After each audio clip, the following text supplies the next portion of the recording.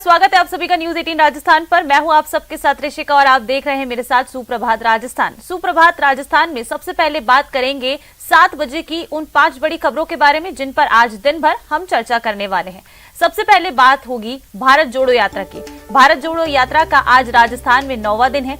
इसके साथ ही सतीश पूनिया का राहुल से सवाल है। क्या है ये सवाल, ये खबर आपको विस्तार से दिखाएंगे। कारोबारी को भी एक बार फिर से एक और कारोबारी को धमकी मिली है, कहां मिली है और इस बार क्या कुछ धमकाया गया है, ये खबर विस्तार से दिखाएंगे। खाकी पर अटैक हुआ है, कहां हुआ है, इस पर भी चर्चा करेंगे। और आज से शुरू होने वाला है रणजीकरण। इन सभी खबरों पर विस्तार से आज हम चर्चा करने वाले हैं।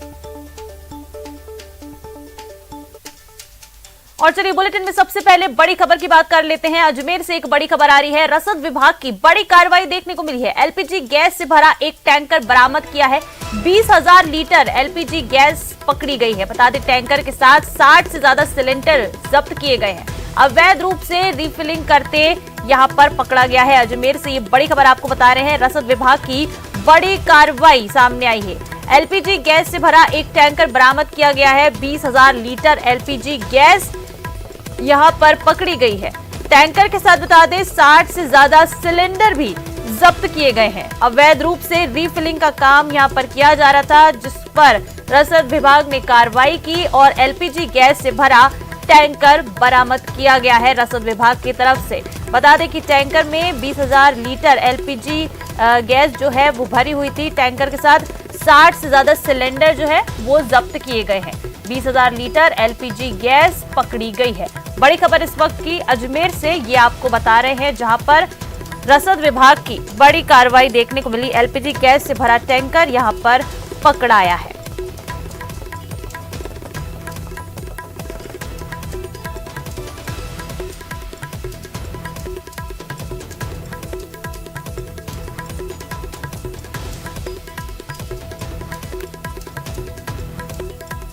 ज्यादा जानकारी के साथ सहयोगी अभिजीत दवे हमारे साथ फोन लाइन पर जुड़ गए हैं। अभिजीत, क्या कुछ जानकारी है इस कार्रवाई को लेकर रसद विभाग की?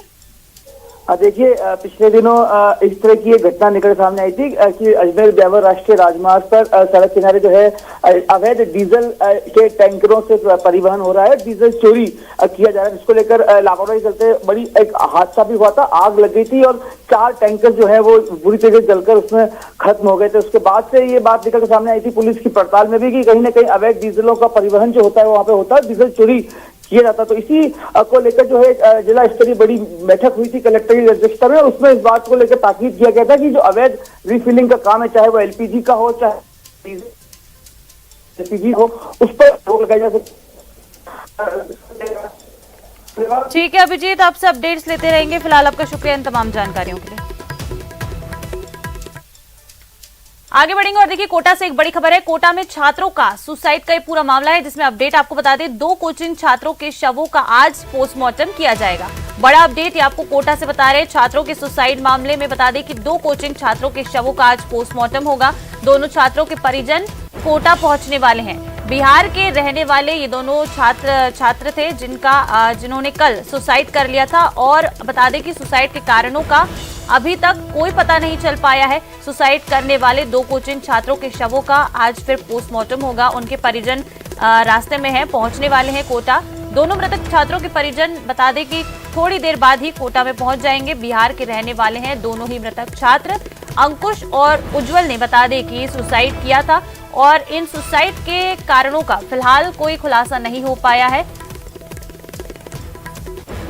बड़ी खबर ये इस वक्त की कोटा से आपको बता रहे हैं। 2 छात्रों के कोचिंग छात्रों के शवों का आज पोस्टमार्टम होगा, जिन्होंने कल सुसाइड कर लिया था। ज्यादा जानकारी के साथ सहयोगी ओम प्रकाश फोन लाइन पर जुड़ गए हैं। ओम प्रकाश, क्या कुछ जानकारी है, कितने बजे तक हो जाएगा आज पोस्टमार्टम दोनों छात्रों का? देखिए कितने बजे होगा ये इसके बारे में तो कहना जल्दबाजी होगा, क्योंकि मृतकों के परिजनों का कोटा पहुंचने का आज का कार्यक्रम है। बिहार से कोटा रवाना हुए। हालांकि कुछ परिजन यहीं पहले से रह रहे थे, लेकिन ये कहा जा सकता कि इस गंभीर मामले के बाद अब पुलिस प्रशासन भी अलर्ट हुआ है। आज आईजी इस मामले में पुलिस अधिकारियों की बैठक लेंगे और उसमें जो हॉस्टल संचालक है, कोचिंग संस्थान है, तमाम वो जो लोग हैं उनको भी शामिल किया गया है। और पहली बार संभवतः पहली बार ऐसा हुआ कि एक ही दिन में 3 कोचिंग छात्रों की मौत के बाद पुलिस और प्रशासन में हड़कंप मचा हुआ। हालांकि 2 कोचिंग छात्रों ने एक ही हॉस्टल में सुसाइड किया, जबकि एक छात्र ने पहले ही कुनाड़ी इलाके में सुसाइड कर लिया था। यानी कि 2 कोचिंग छात्रों ने बिहार निवासी ने सुसाइड किया था, जबकि कुछ घंटे पहले एक और कोचिंग छात्र ने सुसाइड किया था। फिलहाल ये कहा जा सकता है कि कोचिंग नगरी में 3 कोचिंग छात्रों की मौत के बाद हड़कंप मचा हुआ है और आज 2 कोचिंग छात्रों के शवों का पोस्टमार्टम किया जाना है। हालांकि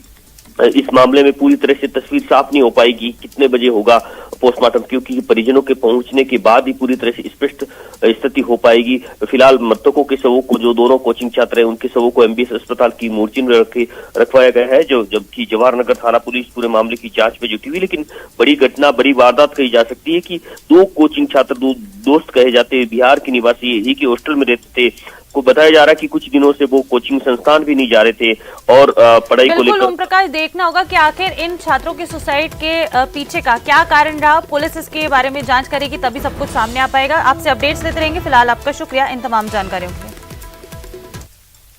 और देखिए, झालावाड़ जिले में पुलिस का डर पूरी तरह से खत्म होता नजर आ रहा है। अब बदमाशों के हौसले इतने बुलंद हो गए हैं कि वो पुलिस पर भी हमला करने से गुरेज नहीं कर रहे हैं। ऐसा ही एक मामला सामने आया है जिले के गंगधार थाना क्षेत्र के चौमहला कस्बे में, जहां बदमाशों ने गंगधार पुलिस थाने के एएसआई को पुलिस जीप से नीचे उतारकर जमकर पीटा और वर्दी के बटन तक तोड़ डाले। इसके बाद बदमाश मौके से फरार हो गए। एएसआई त्रिलोकचंद सोमवा को क्षेत्र में निकलने वाली भाजपा की जन आक्रोश यात्रा में ड्यूटी पर लगाया गया था, जिसके बाद पुलिस जाब्ता मौके पर पहुंचा। फिलहाल पुलिस ने मामला दर्ज कर बदमाशों की तलाश शुरू कर दी है। जन आक्रोश रैली में कानून व्यवस्था ड्यूटी करता हुआ रहा था। झंडा चौक पे बिलावली के मदन सिंह, गोविंद सिंह, बाप का नाम बलवंत, बिलावली के 10-15 लोग और थे उनके साथ में, जिन्होंने झंडा चौक पे पुलिस की गाड़ी को रोककर मुझे नीचे उतार करके मेरे साथ मारपीट की। चलिए आगे बढ़ेंगे और अब बात करते हैं भारत जोड़ो यात्रा की। भारत जोड़ो यात्रा का आज राजस्थान में बता दें कि 9वां दिन है। खंडार के जिनापुर से ये यात्रा शुरू हो गई है। इस बता दें, आज इस यात्रा में प्रियंका गांधी, सीएम अशोक गहलोत भी राहुल गांधी के साथ मौजूद हैं। सचिन पायलट सहित अन्य कांग्रेस के नेता भी इस यात्रा में राहुल गांधी के साथ चल रहे हैं। बता दें कि कल दौसा में भारत जोड़ो यात्रा का प्रवेश होगा। कल बगड़ी के रास्ते दौसा में प्रवेश करेगी भारत जोड़ो यात्रा। बड़ी खबर इस वक्त की ये आपको बता रहे हैं, बड़ा अपडेट देते हैं कि आज जो भारत जोड़ो यात्रा है उसका प्रदेश में 9वां दिन है और इसके साथ ही बता दें 9वें दिन की भी शुरुआत हो चुकी है। और देखिए टीवी स्क्रीन पर ये आपको सीधी तस्वीरें भी दिखा रहे हैं। लाइव तस्वीरें सवाई माधोपुर से हैं, जहां आप देख सकते हैं कि जो यात्रा है राहुल गांधी की ये शुरू हो चुकी है। प्रदेश में आज इस यात्रा का 9वां दिन है और तस्वीरों में आप देखिए कि राहुल गांधी के साथ उनकी बहन प्रियंका गांधी वाड्रा समेत कांग्रेस के कई सारे कार्यकर्ता जो हैं वो भी यहाँ पर नजर आ रहे हैं। और सुबह 6 बजे से ये जो यात्रा है वो शुरू हो जाती है और तस्वीरों में देखिए कि जो जन सैलाब है वो यहाँ पर राहुल गांधी के साथ इस यात्रा में चलने के लिए सुबह से ही उनके साथ ये जो लोग हैं ये चल रहे हैं।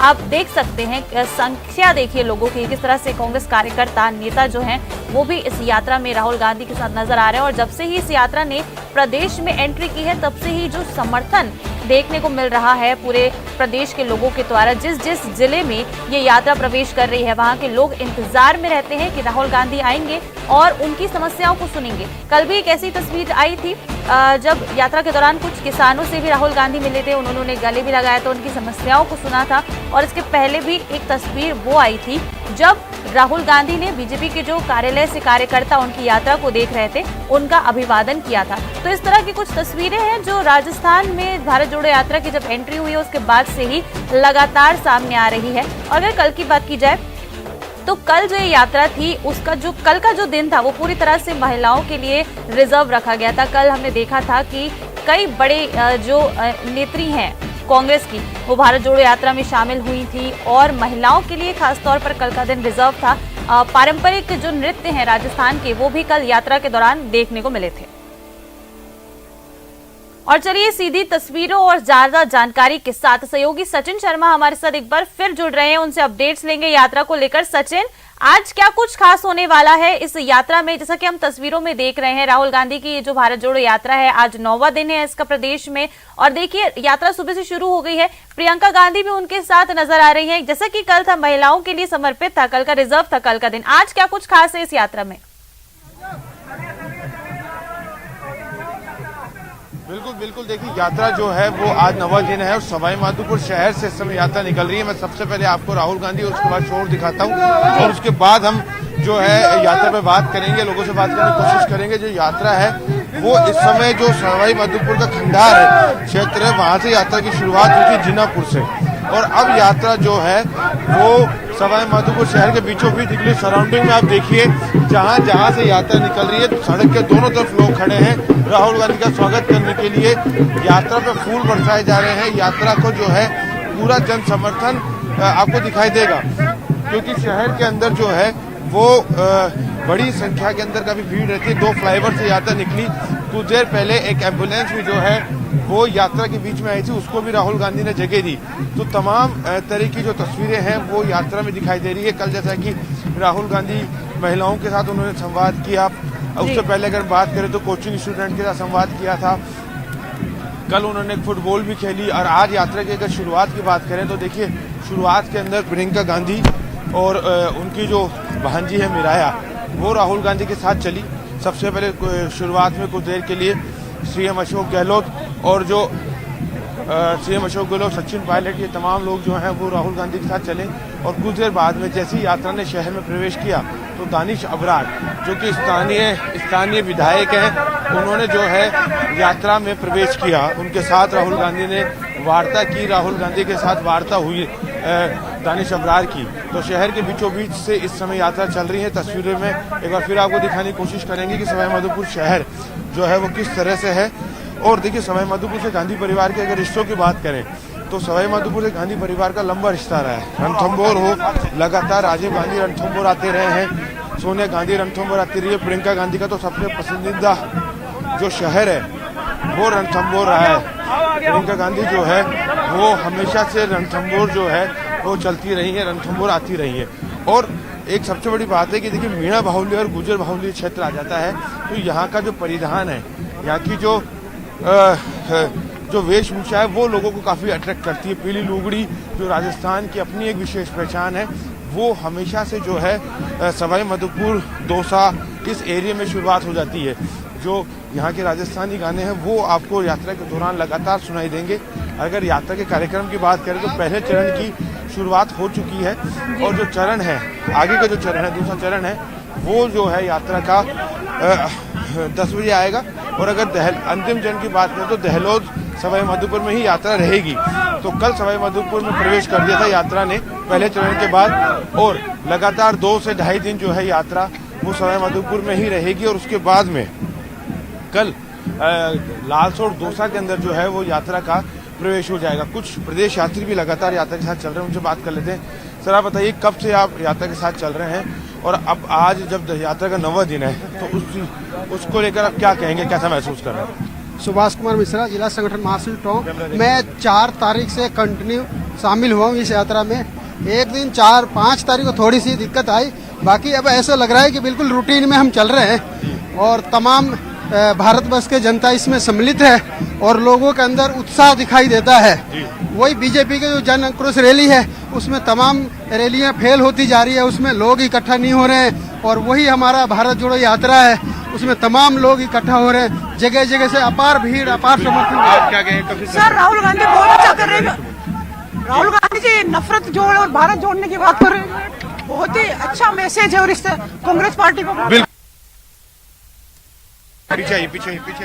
कब से आप साथ चल रहे हैं, कहाँ के रहने वाली बताइए? हम 10 तारीख से साथ में झालावाड़ से हमारे पति ला रहे थे इनके, और सब इनकी सेवा में रह रहे कांग्रेस के साथ जन्म से ही, और इनकी सेवा करेंगे। हमको बहुत अच्छी लग रही है इनकी सेवा करने में। बिल्कुल बिल्कुल। मैम आप पीछे आप बताइए, आप कहाँ से हैं, कब से यात्रा चल रही है? हम चल रही है झालावाड़ से इसके साथ, और कांग्रेस पार्टी के नहीं चल रही है हम, और गरीब को साथ दे रही है। हम जन्म से कांग्रेस पार्टी के साथ रहेंगे तन मन धन से। अच्छा, आज आपने वेशभूषा भी जो है आपकी स्थानीय वेशभूषा धारण की है, राहुल गांधी से क्या मुलाकात भी हुई आपकी? आदि महिला वासी है हम, इसीलिए हमने जो बहस करी है हमारी तरफ से आरसी को सभी को। बिल्कुल बिल्कुल बिल्कुल। देखिए, कुछ और लोगों से बात करेंगे, स्थानीय मुद्दों को लेकर बात करेंगे कि क्या अब जो है उनके स्थानीय मुद्दे यहाँ पर लोग हैं, क्या वो राहुल गांधी से चाहते हैं, उनसे बातचीत करने की कोशिश करेंगे। तो यात्रा जो है शहर के बीच में से निकलती है, तो यही वजह है कि लोगों का जो हुजूम है वो यहाँ पर बढ़ता हुआ बना हुआ नजर लगातार आ रहा है। जी बिल्कुल सचिन, देखिए आप जो तस्वीरें दिखा रहे हैं उनमें देख सकते हैं कि सुबह से जो यात्रा शुरू हो गई है उसमें लोगों का हुजूम देखने को मिल रहा है। इसके साथ ही आपने कुछ लोगों से बात की, वो किस तरह से कांग्रेस को सपोर्ट करते हुए यहाँ पर नजर आ रहे हैं। तस्वीरों में देख सकते हैं कि सुबह 6 बजे से जो यात्रा शुरू होती है उसको लेकर लोगों में उत्साह है और सुबह से ही लोग इस यात्रा में शामिल हो जाते हैं। सचिन, वहाँ जो और आज जो कांग्रेस के नेता इस यात्रा में शामिल है उनसे बातचीत करने की कोशिश करें, आज का क्या कुछ रोड मैप रहेगा पूरा?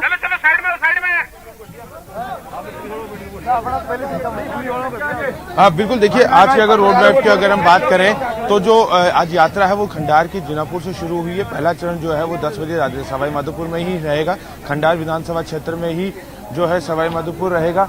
और तस्वीरें देखिए, राहुल गांधी इस समय शायद किसी मामले में रुके हुए हैं, उनसे दिखाने की कोशिश करते हैं कि राहुल गांधी किससे मुलाकात कर रहे हैं। अभी फिलहाल जो है वो यात्रा ठहरी हुई है क्योंकि राहुल गांधी लगातार बीच बीच में से चल रहे हैं और लगातार वो जो है वो लोगों से मुलाकात मेल मिलाप भी करते हुए नजर आ रहे हैं।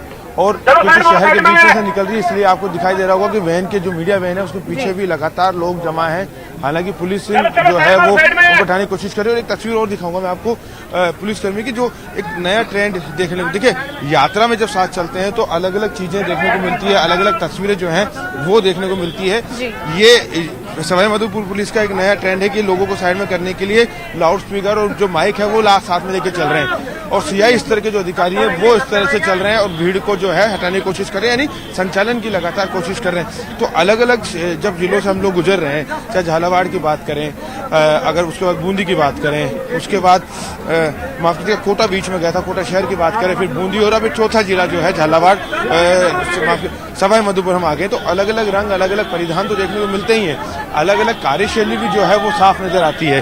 पुलिसिंग की बात हो, खान पान की बात हो, तो तमाम तरह की चीजों से राहुल गांधी भी रूबरू हो रहे हैं। जो अब जिस तरह से मैं बात कर रहा था कि जो पूरा बेल्ट है ये मीणा बाहुल्य और गुजर बाहुल्य बेल्ट है, तो यहाँ पर कि यहाँ की जो स्थिति है, यहाँ की जो तस्वीरें हैं वो बहुत जुदा है, अपने आप में अलग तस्वीर नजर आएगी। सवाई माधोपुर बहुत डेवलप शहर नहीं माना जाता है, लेकिन क्योंकि टाइगर रिजर्व यहाँ पर बना हुआ है, टाइगर रिजर्व यहाँ पर है, तो टाइगर रिजर्व होने के चलते जो है वो यहाँ पर लोग जो है वो काफी बड़ी संख्या में आते हैं। टूरिस्ट सीजन इस समय सवाई माधोपुर में लगातार चल रहा है, टूरिस्ट सीजन, तो ऐसे में बड़ी संख्या में लोग यहाँ पे मौजूद हैं। यात्रा के चलते लोग बाहर से आए हुए हैं। तो ये जो तस्वीर आप देख पा रहे हैं ये सवाई माधोपुर की वो तस्वीर है जो ये बताती है कि सवाई माधोपुर यात्रा का किस हद तक स्वागत करना चाहता है। क्योंकि देखिए सवाई माधोपुर में कल यात्रा ने एंट्री कर ली थी, लेकिन शहर में अभी एंट्री की है। कोटा के मुकाबले बहुत छोटा शहर है, लेकिन फिर भी भीड़ के लिहाज से अगर हम देखने की कोशिश करें तस्वीरों में कि भीड़ और लोग छतों पर जो है मौजूद हैं, लोग अपने नेता को देखने के लिए, स्वागत करने के लिए अपनी छतों पे मौजूद है। क्योंकि जो लोग नीचे हैं उनको शायद दिखाई नहीं देता है, लेकिन जो लोग छतों पे मौजूद हैं उनकी कोशिश रहती है कि राहुल गांधी की झलक उनको दिखाई दे जाए, राहुल गांधी उनको नजर आ जाए। तो उस स्थिति में जो है लोग कोशिश करते हैं। हमारे साथ देखिए कुछ लोग, ओबीसी प्रकोष्ठ है कांग्रेस का, उसके नेता भी लगातार साथ चल रहे हैं। पहले दिन भी हमने बात की थी और आज 90 दिन उनसे बात कर रहे हैं। ओबीसी प्रकोष्ठ क्या कर रहा है साहब, कितने लोगों को जुटा पा रहा है? अब तो आप लोगों का क्षेत्र आ गया। ओबीसी विभाग जो है हमारे बहुत अच्छी तरह से कार्यकर्ता सभी शुरू से लेकर झालावाड़ से लेकर के जो है अभी सवाई माधोपुर आ गया। रोज हर जगह जो है हमारे हजारों की संख्या के अंदर कार्यकर्ता आ रहे हैं और अलवर में तो और भी ज्यादा हमारे भयंकर और ज्यादा जुड़ जाएंगे जब आगे चलेंगे। और ये जो भारत जोड़ो यात्रा है, राहुल जी की जो सोच है देश के अंदर जो सद्भावना कायम करने के लिए, एक दूसरे को भाई से जोड़ने के लिए, और जो नफरत का माहौल। ओबीसी प्रकोष्ठ की अगर बात करें तो आपकी कोई बातचीत हुई? आप 9 दिन से लगातार साथ चल रहे हैं, आपकी पर्सनली बातचीत हुई या आपके पदाधिकारी होगी?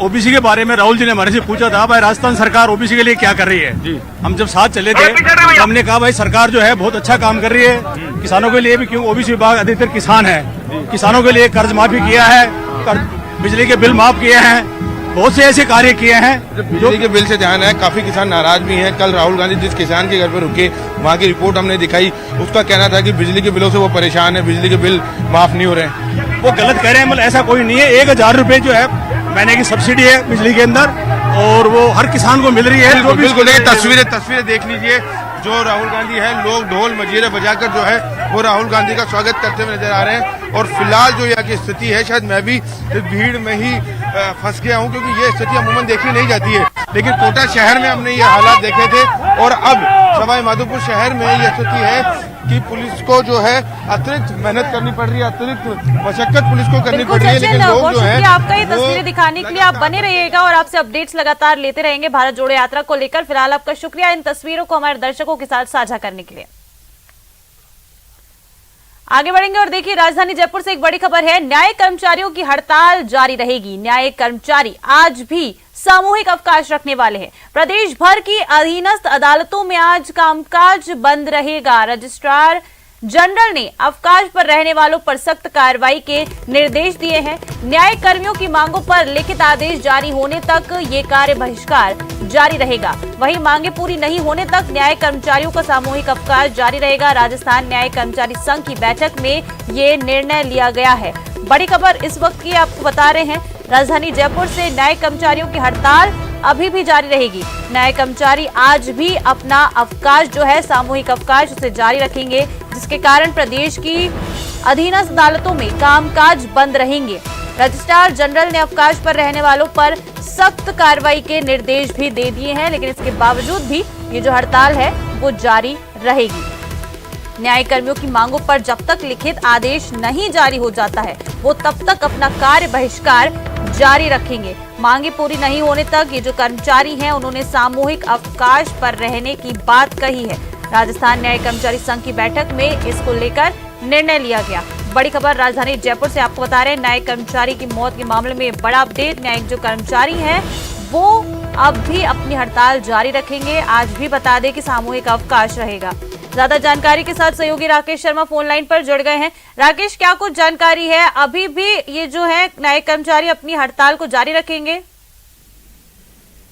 बिल्कुल, देखिए, न्यायिक कर्मचारियों ने जो साफ तौर पर कहा है कि उनका जो सामूहिक अवकाश है वो लगातार जारी रहेगा, क्योंकि उनकी जो दूसरी मांगे हैं, खासतौर पर जो मृतक सुभाष मेहरा है उसके परिजनों को मुआवजे की बात है। 50 लाख रुपए का मुआवजा, अनुकंपा नियुक्ति की मांग की है। इसके अलावा सबसे बड़ी उनकी मांग ये है कि जिस तरीके से सुभाष मेहरा की जो एक हत्या की बात सामने आई है, पुलिस में जो मुकदमा दर्ज हुआ है, अगर इसी तरीके से न्यायिक कर्मचारी न्यायिक अधिकारियों के घर जाकर के कामकाज करेंगे और तो उससे न्यायिक कर्मचारियों की सुरक्षा को खतरा है, तो वो जो बेगारी प्रथा का जो आरोप है उसको पूरी तरीके से बंद करने की न्यायिक कर्मचारी संगठन मांग कर रहे हैं कि अब जो अंग्रेजों के जमाने की जो व्यवस्था है, जिसमें बस्ता उठा करके न्यायिक अधिकारी के घर जाना और घर जाकर के जो घरेलू काम है उनको करवाना, उस पर पूरी तरीके से जो है न्यायिक प्रशासन द्वारा रोक लगाई जानी चाहिए। इधर जो रजिस्ट्रार जनरल ने एक देर रात एक सर्कुलर जारी किया है, जिसमें सभी जिला न्यायाधीशों को ये निर्देश दिए हैं कि सामूहिक अवकाश अब किसी तरीके से नहीं रहेगा, और सुभाष मेहरा की मौत के मामले में पुलिस ने एफआईआर दर्ज कर ली है और सभी कर्मचारियों को अनिवार्य रूप से ड्यूटी पर उपस्थित रहने के निर्देश दिए हैं। जो कर्मचारी जो है ड्यूटी पर नहीं आएंगे अधीनस्थ अदालतों में, उन पर हाईकोर्ट प्रशासन और न्यायिक प्रशासन सख्त कार्रवाई कर सकता है। बिल्कुल राकेश, देखिए, लेकिन जिस तरह से परसों मुकदमा दर्ज हो गया है और कल जिस तरह से आपने न्यायिक कर्मचारियों से बात की थी, उन्हें न्याय भरोसा है कि हाँ उन्हें न्याय मिल जाएगा, तो फिर अभी भी यह हड़ताल जारी क्यों रहेगी? बिल्कुल, जो उनकी प्रमुख मांगे हैं उनका ये कहना है कि एक तो इस केस की चूंकि सीबीआई जांच हो, अभी जो न्यायिक अधिकारी के खिलाफ एफआईआर दर्ज हुई है उसको अभी तक ना तो एपीओ किया गया है ना ही निलंबित किया गया है। 3 दिन पहले जो पुलिस की रिपोर्ट आई थी उसमें सुभाष मेहरा को आत्महत्या के लिए का कारण बताया था और उसमें कहीं भी जो है न्यायिक अधिकारी को दोषी नहीं माना था।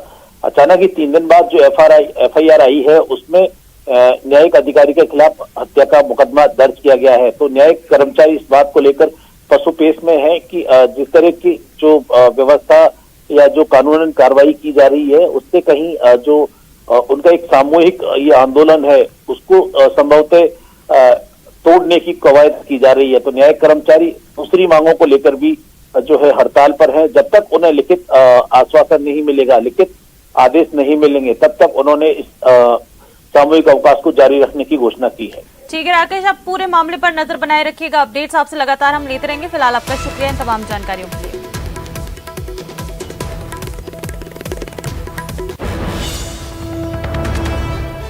और देखिए, रणजी का रण आज से शुरू होने जा रहा है। इस बार जयपुर के सवाई मानसिंह स्टेडियम और जोधपुर के बरकतुल्ला खान क्रिकेट स्टेडियम को रणजी मैचों की मेजबानी मिली है। हालांकि रणजी मैचों की मेजबानी हर साल जयपुर के सवाई मानसिंह स्टेडियम को दी जाती है, लेकिन इस बार जोधपुर के बरकतुल्ला खान स्टेडियम में भी रणजी मैचों का आयोजन होगा। इस बार राजस्थान की टीम करीब 4 साल बाद अपने होम ग्राउंड पर रणजी के मुकाबले खेलेगी। आरसीए के पदाधिकारियों की माने तो जोधपुर में पहली बार रणजी मुकाबला खेला जाएगा। बीसीसीआई की ओर से जारी किए गए कैलेंडर के अनुसार 20 दिसंबर को जयपुर के सवाई मानसिंह स्टेडियम में राजस्थान और केरला के बीच रणजी मुकाबला खेला जाएगा। रणजी मुकाबले के अलावा जोधपुर के बरकतुल्ला खान स्टेडियम पर कूच बिहार ट्रॉफी का क्वार्टर फाइनल मुकाबला भी होगा और राजस्थान और क्वालिफाई करने वाली टीम के बीच ये जो मैच है वो खेला जाएगा।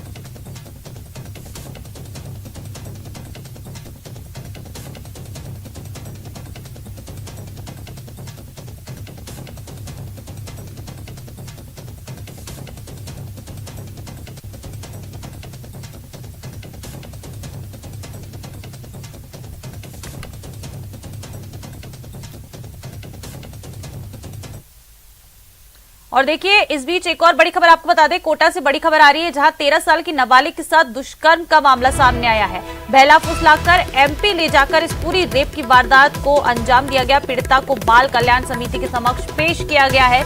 भीमगंज मंडी थाना पुलिस अब इस पूरे मामले की जांच में जुट गई है। कोटा से बड़ी खबर, 13 साल की नाबालिग के साथ दुष्कर्म का पूरा मामला सामने आया है। बहला फुसलाकर एमपी ले जाकर नाबालिग के साथ दुष्कर्म की वारदात को अंजाम दिया गया। पीड़िता को अब बाल कल्याण समिति के समक्ष पेश किया गया है और इसके साथ ही पूरे मामले पर भीमगंज मंडी थाना पुलिस अब जांच में जुट गई है। तो चलिए, इस बुलेटिन में फिलहाल इतना ही। देखते रहिए न्यूज़ 18 राजस्थान।